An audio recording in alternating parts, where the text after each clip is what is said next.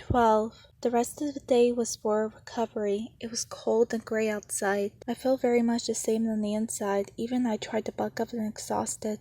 Ollie. We didn't mention our nighttime adventure to mother or father. We both knew how to keep certain secrets. Besides, we didn't get much of an opportunity to anyway. Father, for his part, stayed in his room all day, and Mother, Ollie, and I had spent the day cleaning up after all the excitement. Then it was early to bed for everyone, which no one, not even Ollie, complained about. But I couldn't fall asleep. I just lay there waiting for Ollie to sneak out to the television. I was on high alert just in case, but he hadn't left the room, not once. No one had left the room except me. I couldn't help it. I had to make sure. I stood at the top of the stairs, but I didn't see the glow, and I was too scared to actually climb down them. Confirmed the TV was indeed off. The darkness will do. The settling darkness could be a small comfort. I went to the bathroom and drank some water. I stared at my face, worn and tired, bangs under my eyes. This weekend had been taken out of me.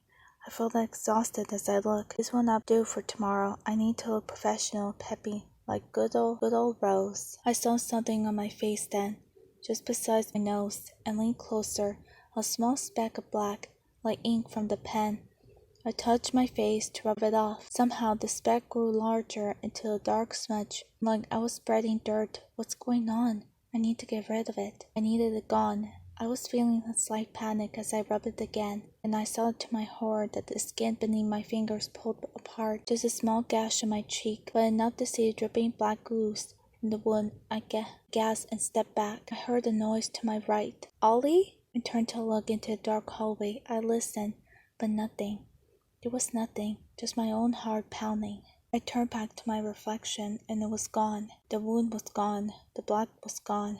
I leaned in close, not even a speck. Closed my eyes and I tried to calm my breathing. Too little sleep, too little darkness, too much darkness. Puddles were winning tonight. I needed to go to bed. I looked at myself again. Still nothing. Just me and Bendy. Me and Bendy? I opened my head around to look behind me at the shelf above the toilet. But of course there was no Bendy sitting there waving at me. As he had been the reflection. Because of course he hadn't been the reflection. Because cartoon characters aren't real. Because it happened in my mind. Because I need rest. I need rest before tomorrow. Before going back to the studio. I was so tired. I wanted to cry. But I was all cried out. I turned off the light and went to my room.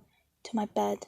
And somehow I managed a few hours of rest. Somehow, and then it was Monday, and it was time to go to work. When I couldn't find Joey the next morning in the film studio, I knew exactly where to look. I was exhausted, but the need to tell Joey all about how incredible the glasses were had given me a jolt, a much needed energy, even as the image of them on Ollie's glowing face still haunted my memory. No, I had to remember the good in them. The magic, the science, the reason I have given them in the first place. I was a test subject, and my job was to report back, and report back I would. I walked deftly down the dark hallway, refusing to acknowledge the slightest movement from the corner of my eye or flicker from the ambitious light bulb. I didn't need any reminders of the strange waking dream that was Ollie in the television, or of my exhausted visions last night in our bathroom. Because I was so intent on my goal, I almost flew right into the lab before I stood myself. No, in spite of getting fired, I had learned my lesson to ask permission. And what was the knock on the door? Even I asked for permission to be allowed inside. I raised my hand, but as I did, I heard a voice and pulled it back. It sounded frustrated, almost angry. "Leave me alone," it commanded so strongly I couldn't help but wonder it was me being ordered, even though I hadn't made my presence known yet. I stepped back and was pretty certain it was Joey himself. Had he and Evan gone into some kind of argument? I definitely had no desire to interrupt that. I felt a sudden hand on my shoulder and whipped around with a gasp. "What are you doing?" It was Evan, full of his usual intensity and obvious distrust in me. "I was going to knock on the door," I replied. "I thought you were inside." "Absolutely I'm not." He scrolled at me and then said, "Come with me." "But," and I pointed toward the door, "I need to tell Joey all about the delivery, about how thrilled and grateful we all were, how amazing the technology was, and how much both Ollie and I had enjoyed it. Ollie and the television and the static and the big round cold eyes." Evan grabbed me by the elbow. I tried to pull back, but he held fast, and I worried if I pulled too hard I might wrench my shoulder out of his socket. "Stop it!" "Come with me now." I had been ordered around plenty of times on the job. but my physical part was brand new. I was a little stunned, but did as I told. I had to admit I entirely hated it. Even Evan paid attention to me, as odd and gruff as he was. I allowed him to guide me as he pulled me back down the corridor toward the elevator bank. Upon our arrival, I finally pulled my arm out of his hand and stepped away from him. "What are you doing?" I asked it. "Why can't you just follow the directions like you're told?" He hissed back. "What directions? What's going on?" Evan slammed the elevator button, just launched his arm out to the side, and smacked it hard and made me jump. "Go back into the studio and stay away from the office." "Why?" Evan shook his head, turning his back to the elevator, and stared at me. I didn't think I was being dosed, but I didn't understand his frustration, unless it was as simple as he didn't want me to ask any questions. I remembered back to Papa D's instructions. I just wanted to be so good at the time, followed them into a teeth I had forgotten. And it truly seemed the people in this building really never wanted a person to ask why, which of course made me wonder, well, why? "Were you just listening at the door? Do you understand why?" he finally said. "I wasn't listening," I said, not purposely at any rate. "He's in a mood. He doesn't want to see anyone." And again, "Why?" The elevator made a ding and the doors opened. I stared into the black behind Evan as he stepped to a step aside. Then something within me, made a pure instinct and took over. I grabbed the back of his shirt and pulled at him. My heart was racing and my face was hot and flashed. "What the heck?" said Evan, stumbling backward. He turned to me, pulling himself free, and stared at daggers. "Look!"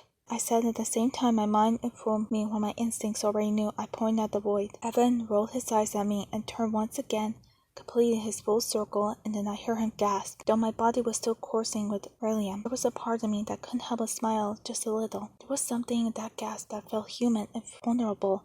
For the first time, like Evan wasn't just this mobby presence, but a real-life person. "Are you kidding me?"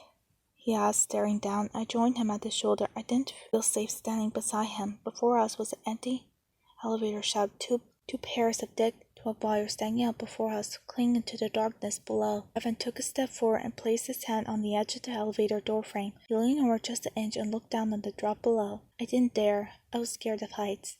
I was definitely concerned about the falling. I didn't consider myself a steady enough person to not accidentally tumble to a certain doom. I could visualize it in my mind's eye. 7 stories down.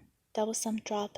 "What happened, do you think?" I asked it. Even shook his head. He was quiet for a moment. Then, "You saved me." "Oh," I said, feeling a little embarrassed. "I suppose I did." He stepped back from the open doors to look at me. "No, you saved my life. I'll be dead." He spoke so seriously and so brutally, as he always did, even though I was fully aware that his statement was an accurate description of the situation. Something about the directness of it made me suddenly afraid what might have been. I suddenly saw his body twisted at the bottom of the elevator shaft, his head facing the wrong direction, his bones broken and bent. It was real, as if I was staring at it in front of me. "What's wrong with you?"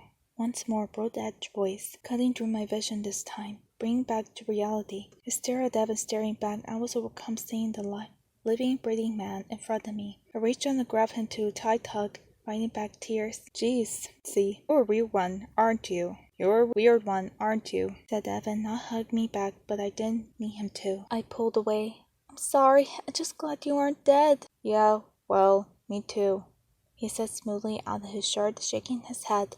"I need to get out of this building." He marched to the staircase exit. I pushed open the metal door. I nodded. I didn't blame him. I was really pretty overwhelmed myself. He looked back at me. "Are you coming or not?"